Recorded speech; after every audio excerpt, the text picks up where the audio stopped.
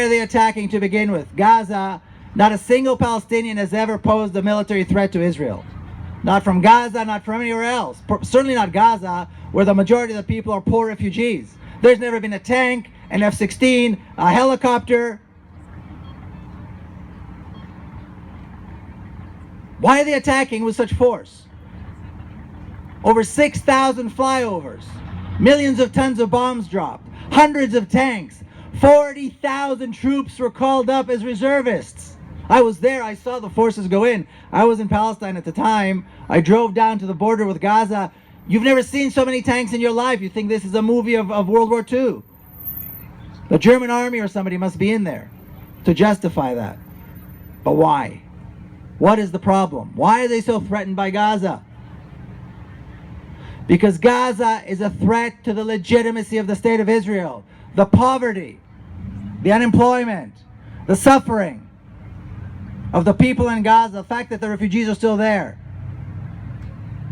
point to the illegitimacy of the state of Israel. Point to the fact that the state of Israel is an illegitimate creation, born of this toxic union between racism and colonialism. And as long as they're there, and as long as those people are there, there's nowhere to hide. So there are two options. We fix the problem, allow the refugees to go back home, rebuild Gaza, or kill them and blame them for the violence, which is exactly what Israel does. They kill them and blame them for the violence. And that is how Israel survives. And that is how Israel maintains the legitimacy. And that's how Israel maintains the narrative. Because if they're terrorists, we can kill them. And if they're terrorists, that means we have no choice but to kill them. Otherwise, they'll kill us. Never mind the fact they've never had a military force. They pose no threat. They never have.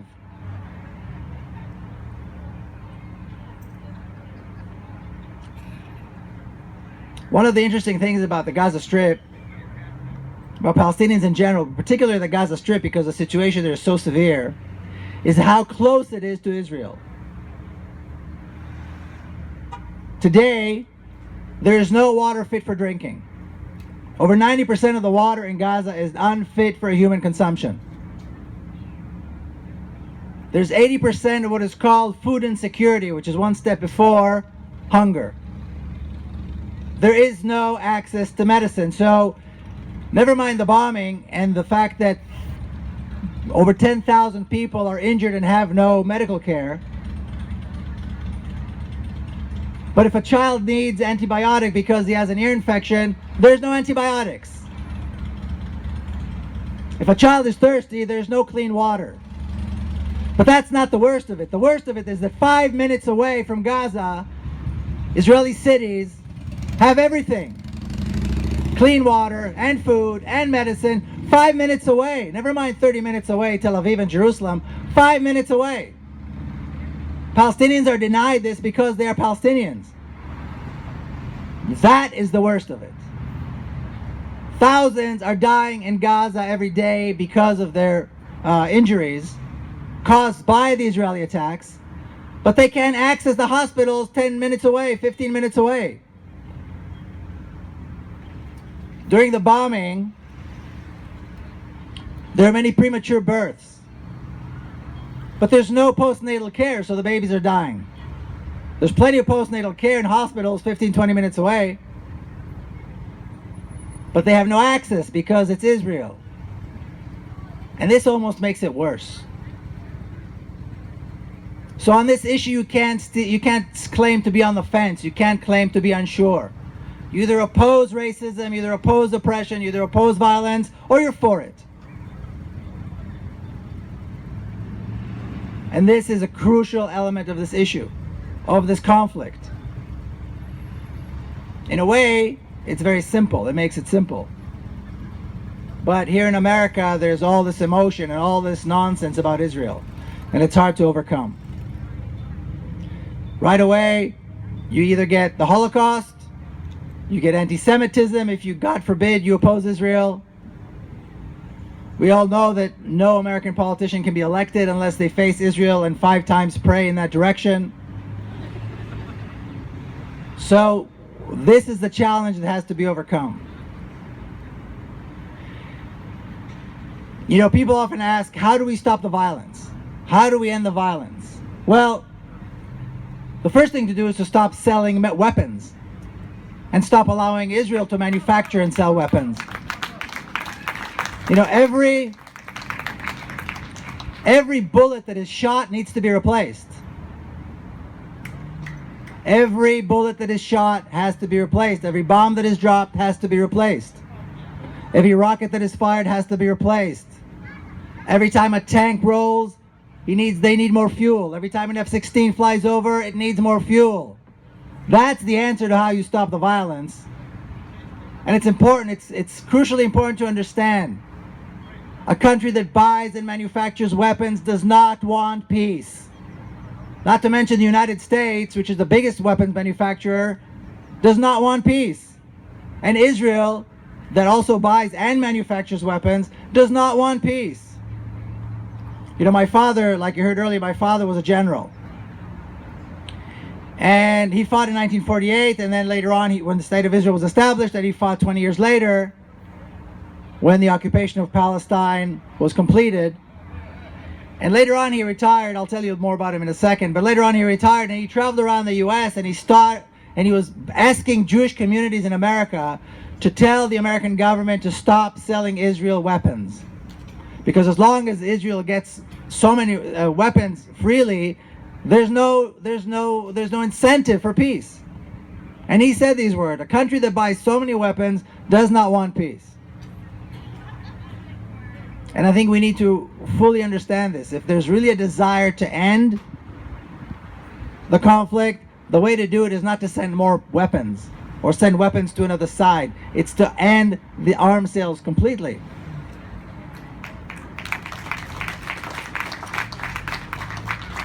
Now, I was raised as a patriotic Israeli, strong Zionist values, strong Zionist ideas. Of course, I bought into this, the narrative. And, I was the son of a general. It's a big deal in Israel, especially the generals of that generation, because they were like the gods of the Olympus in Israeli mentality. They were the gods of the Olympus. And then I began this journey, and the title of my book is The General's Son, Journey of an Israeli in Palestine. And then I began this journey as an Israeli into Palestine. And when you look at the country, like I said before, Israel and Palestine is the same place. So what's the journey? And it's not a very big place. So it's not really a very long journey either.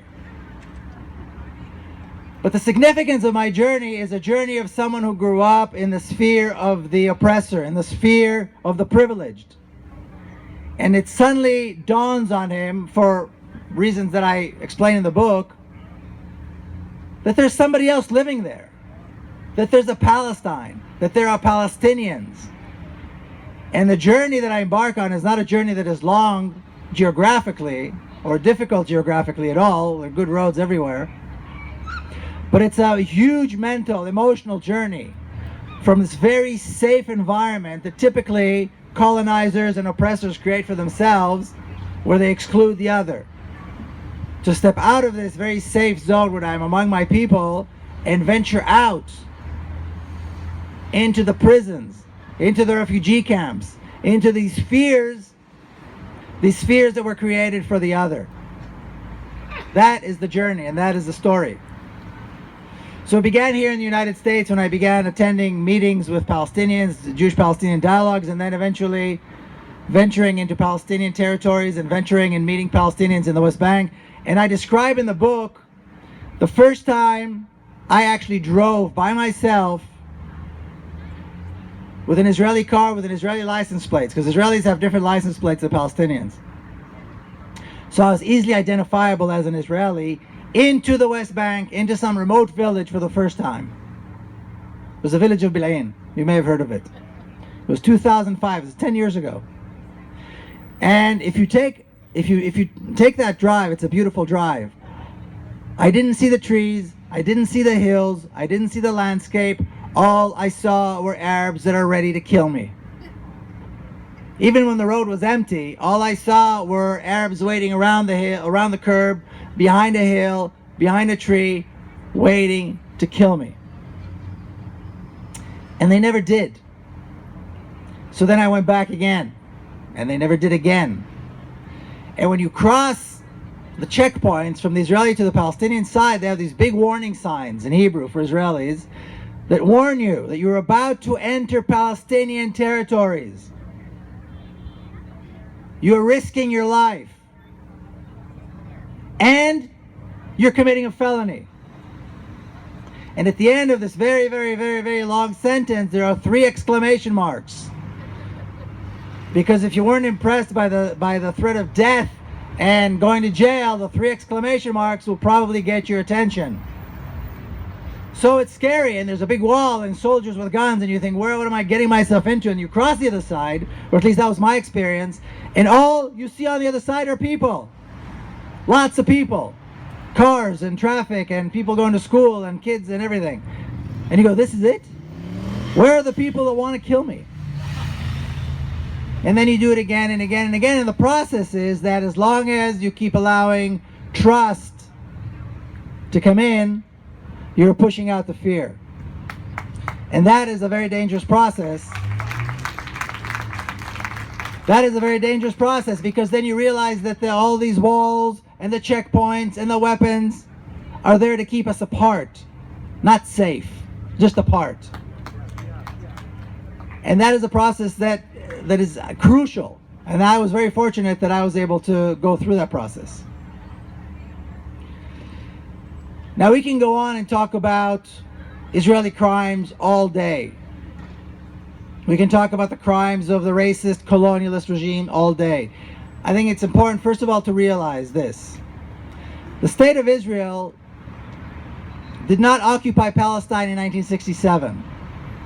The West Bank and the Gaza Strip are not Palestine.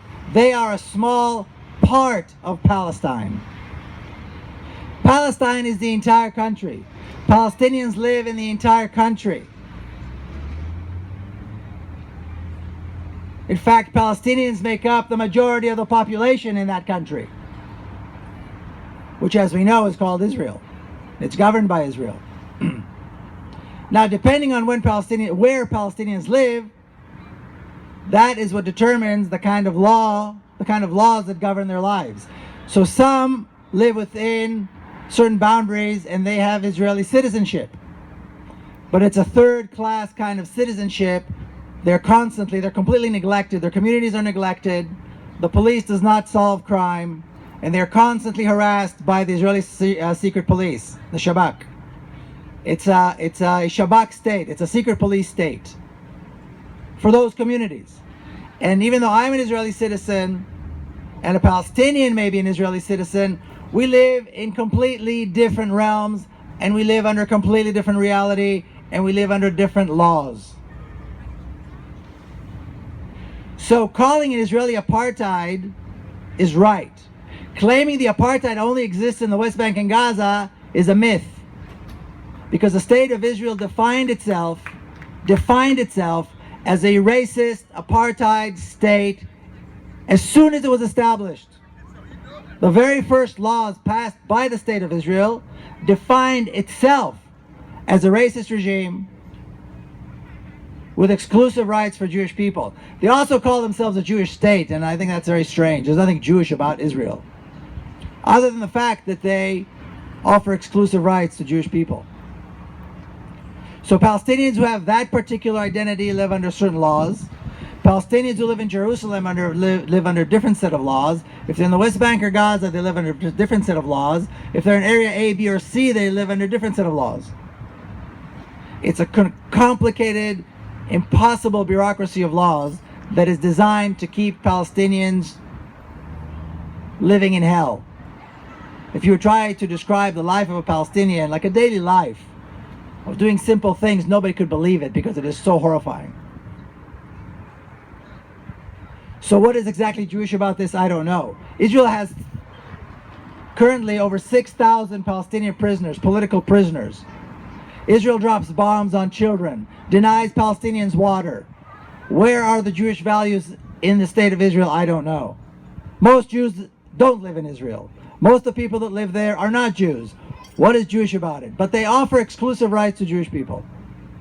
And like I said earlier, the vast majority of Holocaust survivors did not go to Israel, did not support the state of Israel. They went elsewhere, either back to Europe or to America, or where they knew or where they were hoping to find tolerance. Because the answer to the Holocaust is not another racist, oppressive regime. The answer to the Holocaust is tolerance everywhere and for everyone. And the very Jews who suffered the Holocaust understood that. Even today, some of these survivors, God bless them, they're in their 80s, they're out there speaking for Palestine. You see them in every place. Jewish Holocaust survivors speaking for Palestinian rights, saying this is not in our name. But I think after we realize this, and we recognize this as we should, we are obliged to find hope. We cannot, we must not, we are not allowed to go on a single day without looking for hope. Like they say, when you're rich and free and alive all at the same time, that comes with obligations. And that's us here today. And one of our obligations is to find hope. Where is there hope in Palestine?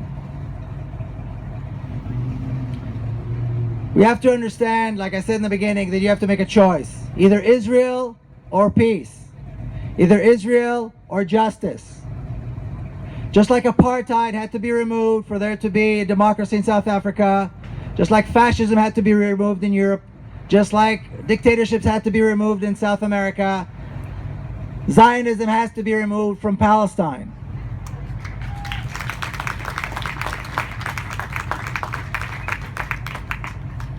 It's not about kicking anybody out. It's not about killing anyone. It's about inclusion. It's about including everyone in the state, in the process. That is where hope lies. Getting rid of the Zionist regime, establishing a democracy with equal rights, one person, one vote, is the first step in solving the question of Palestine.